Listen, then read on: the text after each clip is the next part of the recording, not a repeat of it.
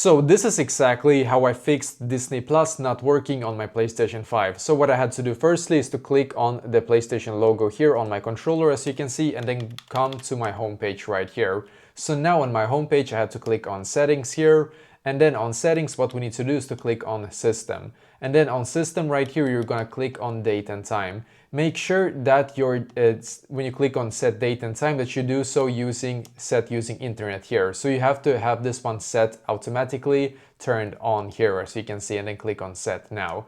Because if your date and time here is not aligned perfectly to the location that you are in right now, then your Disney Plus or Netflix or whatever will not work properly as well, just so that you're aware of that. So make sure to do this. Then what you also need to do, of course, is to make sure that you're connected to a Wi-Fi here. So make sure that you're connected as well. If you're not, it will not work either, of course. So do this and hopefully now it's gonna be fixed for you as well.